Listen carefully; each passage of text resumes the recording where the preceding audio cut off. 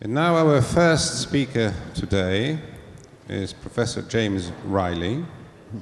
Jim Riley, the Packer Professor of Engineering, is a Professor of Mechanical Engineering and Professor of Applied Mathematics at the University of Washington. He received his PhD from the Johns Hopkins University in 1972 and was a postdoctoral fellow at the National Center for Atmospheric Research. His research interests include a broad range of problems in fluid mechanics, most recently being turbulent reacting flows and waves, and turbulence in density stratified fluids. Riley is a fellow of the American Physical Society and of the American Society of Mechanical Engineers. He's an associate editor of the Journal of Fluid Mechanics.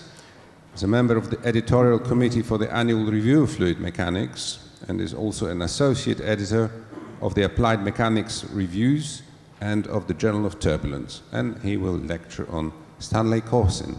Okay. Oh, thank you very much. And before I start, I'd like to take the opportunity to congratulate Conrad and his local committee on pulling off such a fantastic turbulence week. So I think you've set a pretty high bar for the future. Also, I should say that Charles and I really feel honored to have been asked by the editorial committee to talk about, to first write the chapter on Corrsin and then to give a talk here as well. I feel like in some ways I'm representing, I did my PhD work with Stan Corrsin in the late 60s, early 70s, and in a way I'm representing a lot of the PhD students whom I've talked to over the time interval of writing. And Charles is at Hopkins, and he's been there for maybe 15 or 20 years, and he's in fact using Stan's old tunnel, although he souped it up some, so it's a faster, so it should go up. Sorry, what's the... My sound is not very good. In the end of the...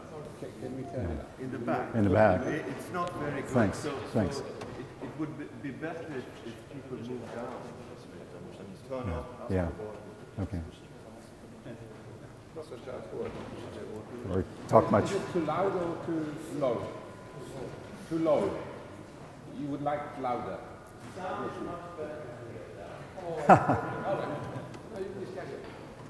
Sorry. So problem? Okay. So I'll go ahead. Anyway, one of the advantages that Charles had was that being at Hopkins, he was able to talk to a lot of people that work with Stan, in particular Mike Carwhite, who is a kind of a longtime junior colleague. Mike had a lot of good information, and then he also talked with Steve Corrsin, Stan's son, and Steve was really helpful. So what I'm going to do is a couple of things. First, kind of give you a timeline of Corrsin's life, just some of the events very quickly, and then start talking about the human side a little bit, give you an idea what type of a person he was, his attitude towards research and all, and then go into discussing his research. And I've decided to do it, not going into all the details that are in the chapter, but to kind of summarize most of the stuff, but then go into more detail on the turbulent, non-turbulent interfaces. It's something that's been talked about in several of the lectures here already, and then end with some closing remarks. So that's the plan. Anyway, the kind of story starts in Russia. So both of Stan's parents' family lived in Russia in the late 19th century, according to Steve. And for political reasons that some people here probably better understand than I do, they moved to Romania in the late 19th century. And then again, for political reasons, they immigrated from Romania to the US in 1907. His parents immigrated at different times, but they both came in the same year.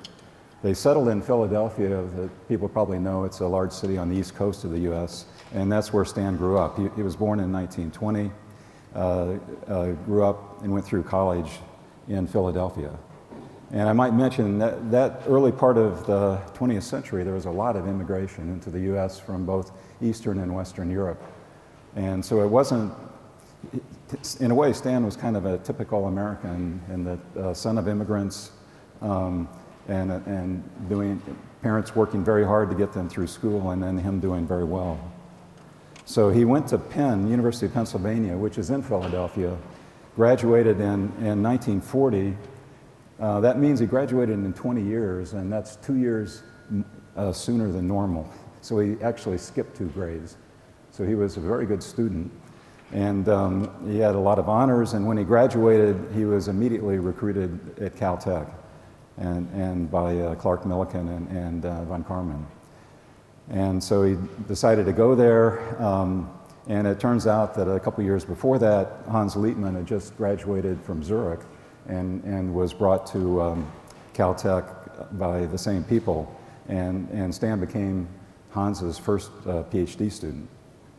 So he went to Caltech, started his research there pretty much immediately, and as several people have said, kind of isotropic turbulence was in the air at the time, and so he started his master's thesis on grid turbulence and did some experiments. In the master's thesis, he said they weren't real successful, and in fact he didn't publish it, and in fact it waited about 2 decades before he really got into, he did his seminal work on isotropic turbulence.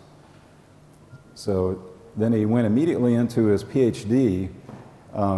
He actually, according to Liebmann, he finished his PhD in about 43, 44, but he was, part of what he did there was teaching, and as you know, the US war effort really was picking up in around 1940. And in fact, it was, aeronautics was really important, becoming important, and Caltech was becoming the epicenter for aeronautical research. But they also were teaching Navy pilots about aerodynamics, and so Stan spent a lot of time teaching as well. So he didn't actually get his degree until 1947. He did a little bit of work on hot wires, but his main work was on jets, on round turbulent jets, and they were heated jets as well. And the purpose of the experiments were to test some of the ideas that were in the air by Prandtl and others that had been discussed here already, and whether these theories, how well they worked, and what the flaws were. But it turns out that there were some unanticipated things that came up in the experiments, and that's what I'm going to be talking about. So anyway, so he was, well, yeah, I should say one thing about this. So this is a photograph of Stan in the lab that I think he had taken for his parents. He entitled it Researcher, or Man Doing Research, I think. And I think he was very proud. But he also had a note to his mom that said that he really wasn't that thin. Just the light makes him look thin. So anyway, so he was then immediately recruited to Hopkins, Johns Hopkins, by Francis Clauser, who had come from Caltech a few years before that. Clauser was recruited to Hopkins to build up an aero department there. They were building up kind of traditional engineering. And so he came to Hopkins, which is in Baltimore, which isn't that far from Philadelphia, actually. So he went there, and he, in fact, remained his entire career at Hopkins. He was a little different than some people. I guess Srini's comments are appropriate here. And he was instrumental in building up a very good department there over the years. And in fact, Owen Phillips likes to talk about the late 60s into the 70s as the golden years. And there were people like Corrsin and Owen Phillips, Les Cavazne, Steve Davis, Bob Long, Francis Brotherton, Clifford Truesdale, and others. And also related to Srini's talk, when you start looking at these names, you see people from Caltech like Corrsin, like Truesdale, and then you see people from Cambridge like Owen Phillips, Les Cavazne did a postdoc there, Chris Brotherton was a student there. At the time I was there, Tim Pedley was doing a long-term stay as well. So we had a very strong Cambridge flavor, but also Caltech. And then Stan developed cancer and died in 1986 at the age of 66. That's a thumbnail sketch of his life.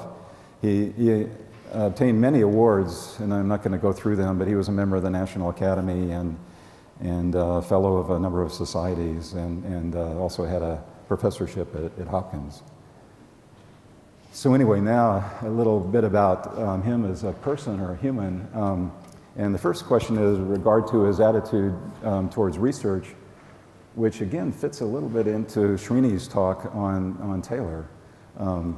Because he was unapologetic in promoting fundamental aspects of research. And a statement of his is that science begins by asking simple questions about complex phenomena, but it advances by asking more penetrating questions about simpler systems whose solutions can be obtained with rigor and explained with clarity. And I think that's pretty succinctly describes his attitude towards research. Now, his formation was when he went to Caltech, and at that time he dealt with a lot of engineers who had very narrow training. And so he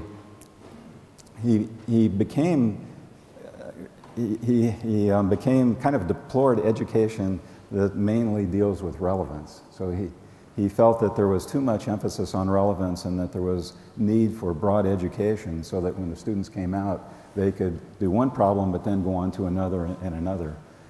And in fact, he used to joke sometimes that he hoped that his work was irrelevant. Although you had to know what he meant when he said that or you could be shocked. He had very broad interests in science and much broader than his own research. And I think it was pretty clear that G.I. Taylor was his epitome of a kind of an engineering scientist. But he was different than Taylor in some ways, reading Batchelor's description and Srini's description.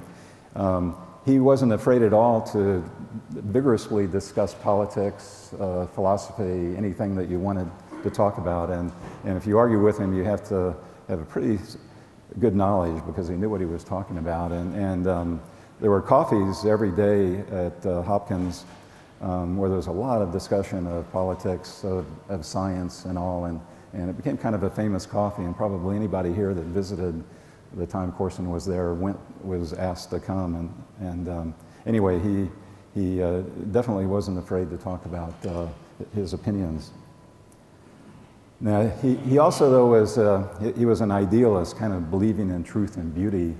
He was kind of the opposite of Les Cavazny, who was there, who was kind of a cynical Eastern European that thought that Americans were naive and all. So they were, all the students and faculty realized it, and they kind of admired him for that. But what it meant was that when he got into university politics, he would get crushed. Being an idealist didn't always work, but that was an important aspect of him. He had a very quick but wry sense of humor. He was really cheerful and gregarious, and I think people just enjoyed working with him. And I've talked to people here that felt the same way. And I like Lumley's statement. He said his approach to research, he approached research seriously but lightheartedly. I think that's a pretty good description of how he did things. He's a really good teacher, especially in working with small groups.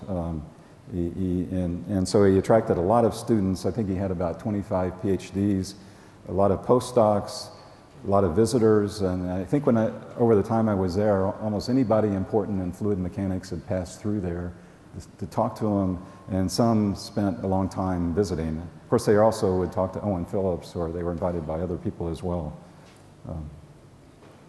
And I think, like I had mentioned, he was really instrumental in creating this environment at Hopkins that was really flourishing. And I think at the time, it was considered one of the best leading places in fluid mechanics in the world, and especially in turbulence and geophysical fluid mechanics with people like Phillips and Brotherton and Bob Long, but also in continuum mechanics with Truesdale and Erickson and others. But I think he was probably the key person that helped in building that. And so he had his idiosyncrasies. He didn't like to travel very much, so he mainly traveled to American Physical Society meetings in the US, kind of worked on Saturdays, took Sundays off, but you didn't see him in Europe very much. He was at the meeting in Marseille, but not too many other meetings out of the country, so he didn't travel much. One of the things he did was he liked sports. He wasn't a real good athlete like Townsend, but he he loved sports, and he followed athletics Philadelphia when he was growing up, and he kind of got involved. So he was involved in 2 articles in what's called Sports Illustrated. It was the leading U.S. Magazine for sports news, and in fact, I think it still is. And so in Baltimore at the time, there was a pitcher, baseball pitcher, that had a famous knuckleball, it's called. So most pitchers, it's like other sports. They normally, when they pitch, they spin the ball a lot, and spin is really important. And it's like tennis and other sports. But when a hitter is batting, and they can usually pick up the spin, so they at least know where it's going to curve, although it may be pretty fast. The knuckleball, when you throw it, you try not to spin it. And so it's moving along, and it's kind of unstable then. And the wake is unstable, and it can go in any direction. And so Stan is here. This is a picture taken from the Sports Illustrated explaining how the knuckleball works, and he's showing the wake there as well. In fact, he took the person he was riding with and dropped some ping pong balls down the stairwell to show how it, the basic principle. So that was something that he really liked. He was involved in 2 articles then for Sports Illustrated. And he had other idiosyncrasies. One of them was he got a lot of teasing about his office because every year I went there, there was more and more papers. And because that was a time when people sent you reprints or you made Xerox copies, and he didn't like to throw things away. So he got teased a lot about it. And one of his students did this cartoon where Stan is philosophizing, and he's saying, "Is turbulence chaos?" And the student is saying, "No, but your office is." It was kind of cute.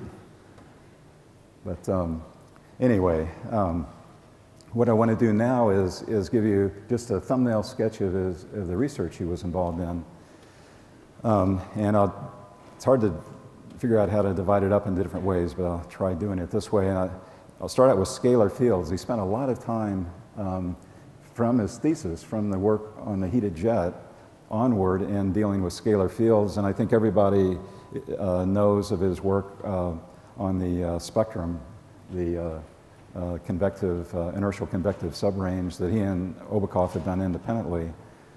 He was very interested in Kolmogorov's work at the time, and in fact he had done experiments as well, but the Reynolds number wasn't high enough to really validate that.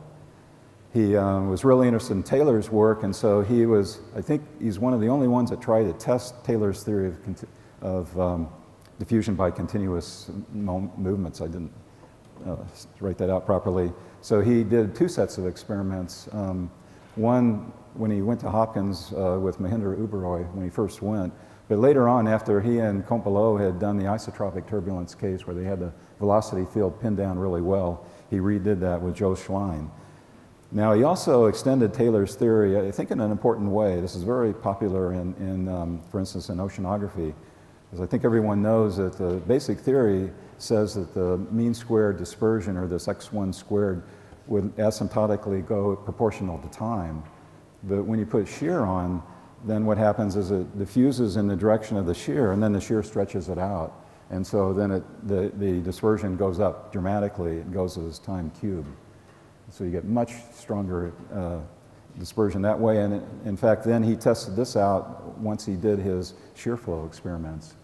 And so he tested that out as well. He also was very involved in dealing with what he called the Euler-Lagrange problem, and I think he's probably the one that defined it. He realized that from Taylor's work that you needed Lagrangian information, but the most information that you obtain is Eulerian. When you go in the lab and make measurements, you usually make Eulerian measurements. Most of the theory is Eulerian.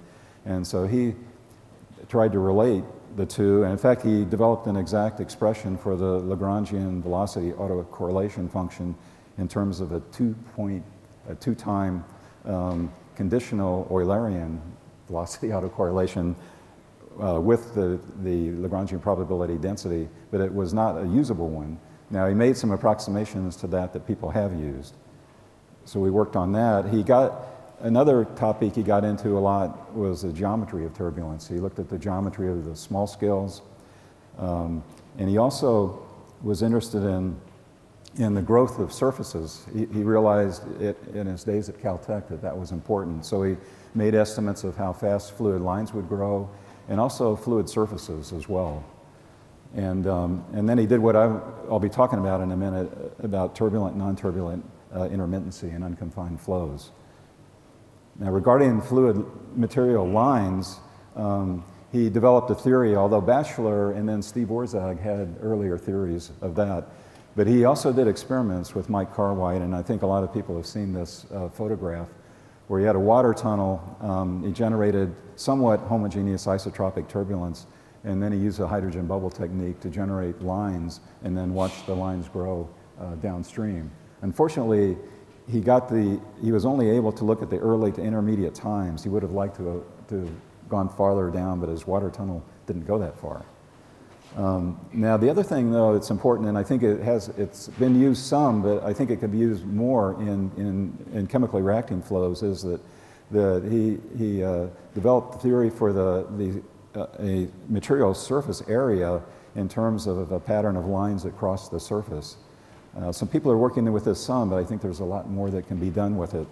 But it allows the determination of the surface area, which can be very important in non-premixed reactions, the stoichiometric surface, for instance. But he developed the relations between that and some quantities that can be measured. And I think people haven't taken advantage of those yet. So he worked a lot on turbulence dynamics as well.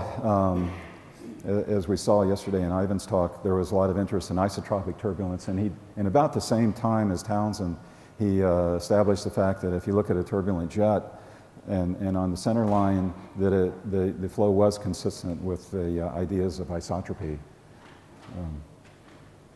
And of course, he made the definitive measurements of homogeneous isotropic turbulence with Geneviève Complot.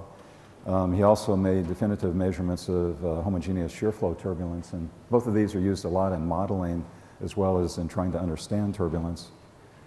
And he did different things. One of them I thought was important is he had kind of an essay on the limitations of gradient transport modeling. He used ideas from continuum mechanics and functional analysis. If you take a transport and relate it to a gradient, you relate it to the history, you give a functional relationship there, and then you try to do the functional expansion and see what assumptions you have to make in order for that to be valid.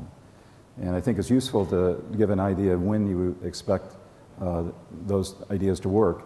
And he also was probably the first person that took a lot of the things that were going on in turbulence in the 40s and early 50s, take those ideas and bring them into chemically reacting turbulent flows. Mainly, in fact, strictly constant density, but he developed some things there in terms of mean flow equations, but also in terms of spectra. And here's a picture of Stan, something he often did. He was explaining to a visitor his wind tunnel, the one that he developed with Geneviève, and you can see where he's explaining how he has the grid here showing the turbulence, and then they used this secondary contraction to make the turbulence more isotropic. And it's also a nice demonstration of vortex line stretching for students. So now I'm not going to get into it, but in the 70s and into the 80s, he got very interested in biomechanics and published a number of articles there as well on a number of related topics like human locomotion and ancillary transport and some of these other items here that I'm not going to get into. I just thought I'd just give one example is some work that he did with student Steve Ross that I've seen now being used in some other ways. But he was dealing with the human trachea and how the cilia that are in the trachea move the mucus along by kind of a waving type of motion. And so they developed a model for that that's been pretty useful. But he applied ideas from fluid mechanics in a number of ways and biomechanics. So anyway, I want to give this one example then that started with his thesis work. And of course, now we all know, here's a photograph that probably a lot of people have seen that Paul Diamandis took of a jet using PLIF, I guess, using planar laser-induced fluorescence. And we all know now how intermittent the jet is. Of course, Corrsin was using a single probe hot wire at the time looking at it and didn't have the benefit of all of this. But he did observe, in his thesis, he observed in looking at the circular jet that it was turbulent only near the axis of the jet. He said that the turbulent jet is completely turbulent only from the axis out to approximately R0, and R0 is a half width based upon the mean velocity profile. And he said for R greater than that, there's an annular region in which the flow at a point alternates between turbulent and laminar regimes. In fact, he had discovered this intermittency. He was the first one that really saw it. And this is what was unanticipated in what he was studying. He also went on to note that the general location of the transition region in the jet is at about the same location as the maximum of U prime over U bar, the fluctuation versus the mean velocity. And he pointed out this may mean that a part of what we call turbulence is not really the usual turbulent velocity fluctuations, but due to actual differences in whether the flow is turbulent or laminar when it goes past the probe. So it's an interesting point. So when he left Caltech, that was one of the first problems that he wanted to look at, and his second student was Alan Kistler. And so they pretty much immediately, in the early 50s, started working on it, and they came out with this NACA report in 1955. And so they looked not only at the circular jet, but they realized that the boundary layer should have the same properties, and so should a wake. And so they studied 3 different flows. And so these were all new ideas now, and so they first had to decide how do we distinguish turbulent and non-turbulent regimes, because people hadn't really thought about that. And this has been discussed a little bit. Julian discussed this the other night, and there was some other discussion about this, but they realized quickly that the fact that the flow is chaotic or random is not going to help, because the laminar flow outside, say the jet, is also chaotic, and so that's not going to be so that can't be used as a marker for turbulence. And so they realized that they also had to add in the characteristic of strong vorticity. So they used the word turbulent to apply only to random rotational fields. So that was their definition, and so this was a figure taken from their paper.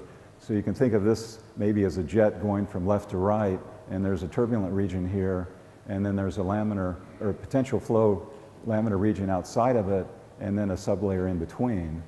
And so if you do a plot of vorticity versus a vertical coordinate, and here the vertical coordinate is y1, then you would see a lot of vorticity in the turbulent part, and then there would be a layer in between and potential flow outside of that.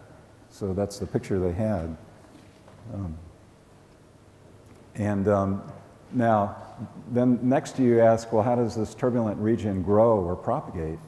How is the non-turbulent fluid going to become turbulent?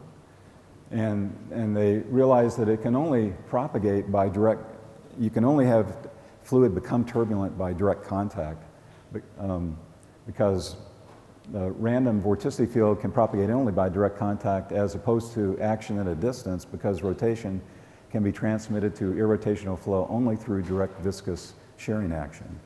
So they realized that was true. It isn't like pressure, where pressure doesn't need direct contact.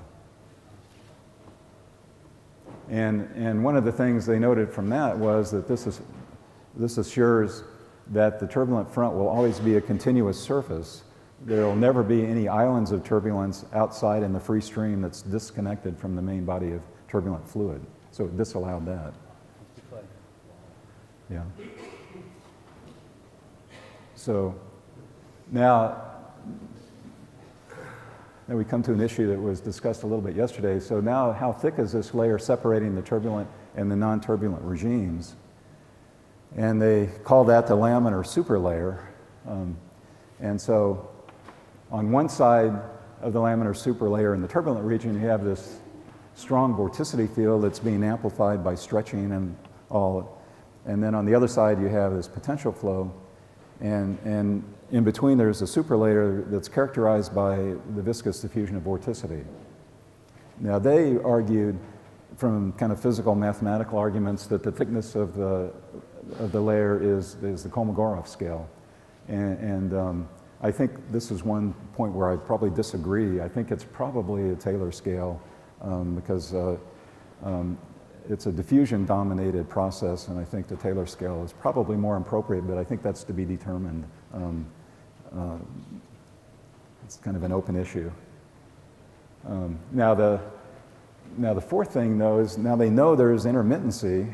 Now, how do you determine if you're going to, how do you make measurements and know, how do you deal with intermittency, the fact that it is intermittent? And so Townsend was working on this as well, and so a lot of ideas were going back and forth between the two. And Townsend defined intermittency, and Corrsin and Kistler followed him, he called it gamma, as the fractional time spent by a fixed probe in a turbulent fluid. It's kind of a natural definition. And so now this can be dealt with electronically, and I'll give you a diagram of this in a minute, by taking a signal, differentiating it, and using that as that differentiated signal. And this is was discussed yesterday in Townsend's work, but using that as a surrogate for vorticity, and then doing a little bit of electronics. So let me explain it with this. So he starts out with a velocity signal here from his hot wire, and then he differentiates it, and if you use Taylor's hypothesis, then you at least have one derivative here, du dx, in terms of the time derivative. So he has part of the vorticity. He doesn't have the full vorticity.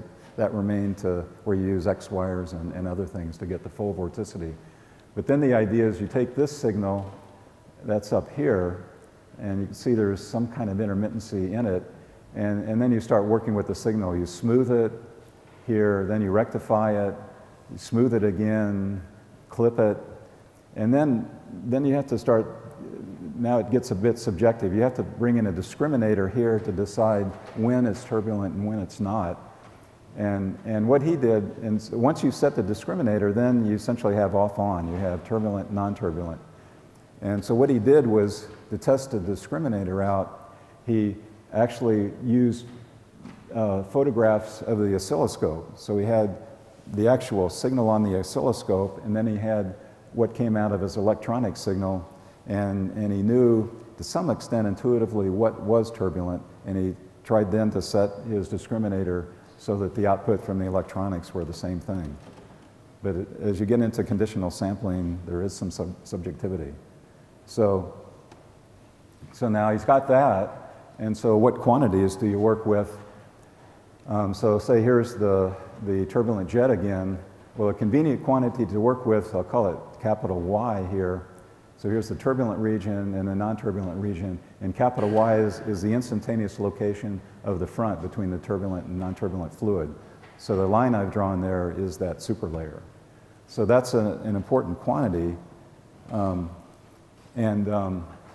then, this intermittency defined by Townsend, and its relative time spent by the probe in the turbulent fluid, then just winds up being the probability that capital Y, gamma at a particular value of y, so at some value of y here, the coordinate perpendicular to the flow direction, it's the probability that capital Y lies between y and infinity. So you're getting into a mathematical definition. And with that, then he can measure gamma, and in fact he produced really the first measurements where somebody directly measured the intermittency. And so here's the jet, and here's the mean velocity, and here's gamma. And then here's gamma scaled, and we saw this in the talk yesterday as well.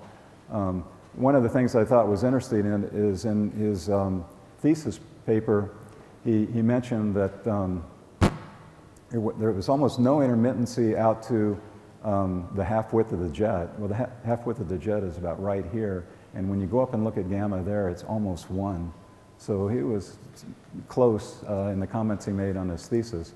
Now, if you take gamma and scale it in this case, it's in the radial direction with the average location of the front and the standard deviation of the front. It turns out that you can collapse the data pretty well in a Gaussian curve. And he used arguments from Taylor's theory of diffusion by continuous movements to explain this. So now he has gamma. Now the derivative of gamma is just the PDF of y. And so when he has that, then he can compute different moments of y as well that turn out to be useful. And those were used in the last plot. So what you can do pretty easily is find the average position of the interface.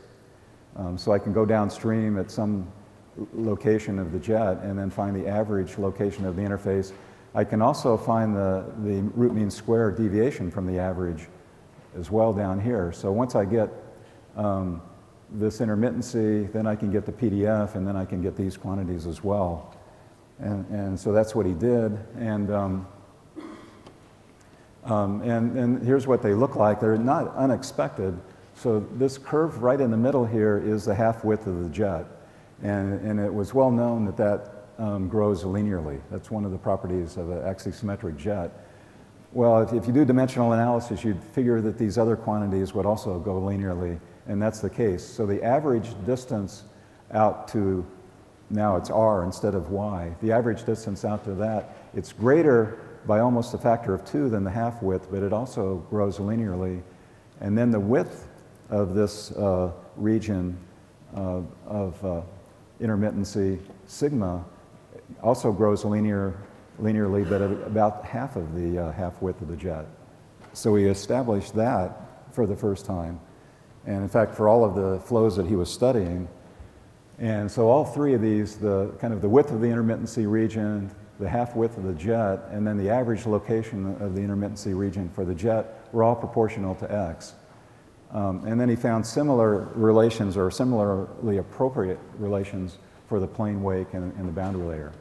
And like I said, he developed some theory for sigma using Taylor's diffusion by continuous movements theory. So they went on to make kind of an obvious statement, but I think it's worth making, that they concluded that the presence of the turbulent front with its attendant detailed statistical properties will have to be included in basic research on turbulent shear flows. I think that's kind of obvious. They went on to make another statement that's maybe slightly more controversial, but it's an interesting statement that people have used. And that's that if you have a scalar field in the flow and the Prandtl or Schmidt number are not much smaller than unity, then they said that the front should apply equally well to heat or chemical composition, and oscillographic observations in a hot jet show a temperature fluctuation intermittency, presumably coincident with the vorticity intermittency. The last statement is the one that's you have to be a little bit careful about, but I think the general idea is correct. So anyway, I think this work characterizes Corrsin's approach. It kind of succinctly characterizes his approach to research, where you kind of have careful, innovative experiments. So he was probably mainly an experimentalist, but he developed a lot of theoretical ideas and used mathematics too. So theoretical concepts and modeling. So he took this problem first. So he had a new physical process that nobody had really seen. He developed it conceptually, and then he made careful measurements and then interpreted it as well. I think he took it all the way through in a nice way. He also was the first one to use conditional sampling, so he introduced kind of something new to fluid mechanics experimentation. That's kind of a cottage industry now of people doing conditional sampling. And one of the things that was characteristic of his work was that a lot of what he did the rest of his career kind of started, or some of the ideas came from the time that he was at Caltech. And so Caltech had a big influence on his career.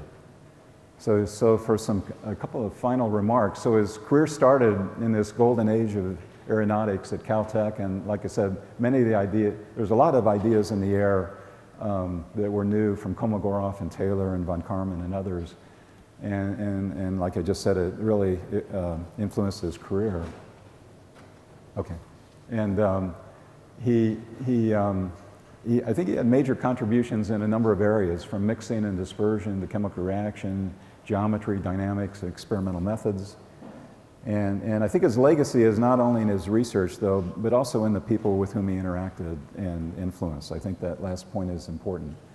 So I want to end by, maybe Julian set the stage for this, but with a poem that, so Corrsin kind of claimed to be a writer, and he said that he almost became a professional writer. And so he wrote a poem on turbulence, a little bit in jest, but it was written for Hans Liepmann's 70th birthday in 1984. So it's about turbulence, and the one thing you have to know when you read the poem is that the Cray 3 is going to be mentioned in here. It was the next computer coming along. The Cray 2 was the most powerful computer at the time, and the Cray 3 would come after that. So in talking about turbulence, he says, "Shall we compare you to a laminar flow? You are more lovely and more sinuous. Rough winter winds shake branches free of snow, and summer plumes churn up in cumulus." Now, then he gets into, so how do we perceive you? Let me count the ways. A random vortex field with strain intertwined, a fractal, big and small swirls in a maze, may give us paradigms of flows to find. And he goes on to say, orthonormal forms non-linearly renew, intricate flows with many free degrees, or, in the latest fashion, merely few as a strange attractor. In fact, we may need Cray 3s. And then he ends by saying, experiment and theory unforgiving, for a serious searcher fun, and it's a living. So anyway, that's all I have to say.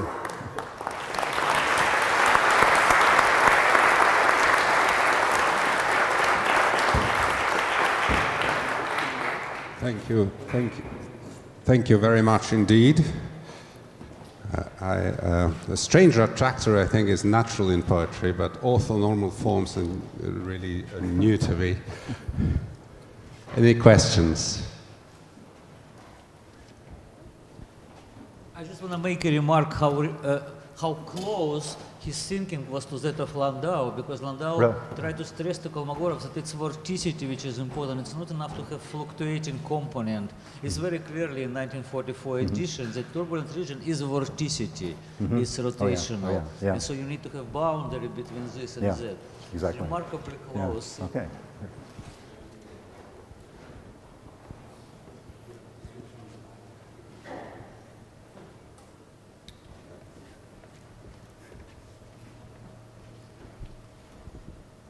First, thank you very much for this beautiful talk. I enjoyed it a lot. Thank you. And you mentioned that he was not traveling much abroad, and you mentioned that he went to the Marseille conference in '61.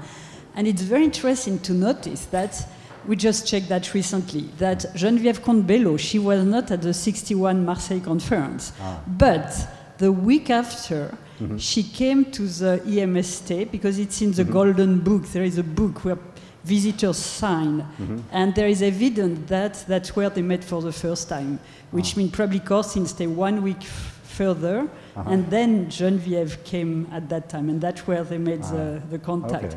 So that was kind of coming to Marseille. They had the chance to encounter. Okay, I didn't realize that.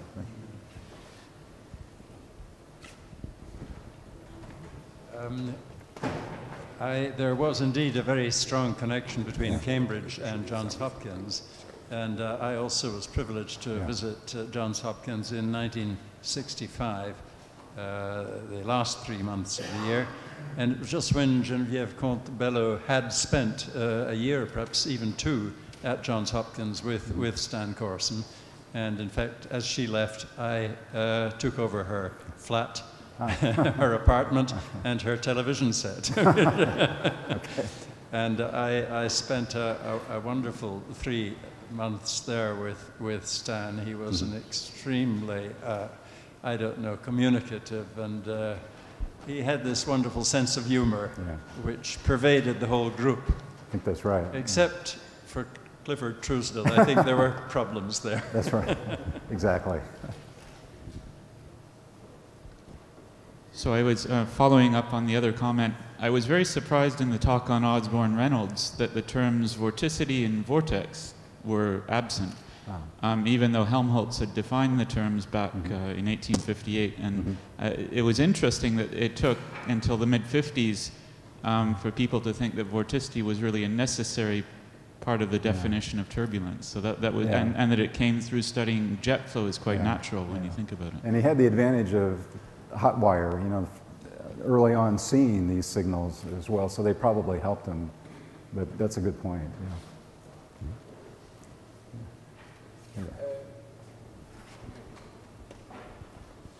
Thank you. Yeah, an interesting thing when I mean, it's obvious that Stan Corrsin was not allergic to theory, but this could take rather extreme forms. For example, when I started working in the 70s on d-dimensional turbulence, where d is some arbitrary integer or even non-integer number, I did a search of who had done it before. Stan Corrsin in the early 50s. And he even briefly considered the limit of infinite d. That qualified person as a theoretician. Okay. One thing I didn't point out was, I said he didn't travel much, but every year he went up to see Bob Craigman in Dublin, New Hampshire, and spent a couple days there and then came back. So that was one of his trips. And so he was extremely interested in Craigman's theories and stuff. So he tried to that. And I didn't realize this point about the 2D. Thank you. More questions? And if not, we thank Jim very much for the lecture.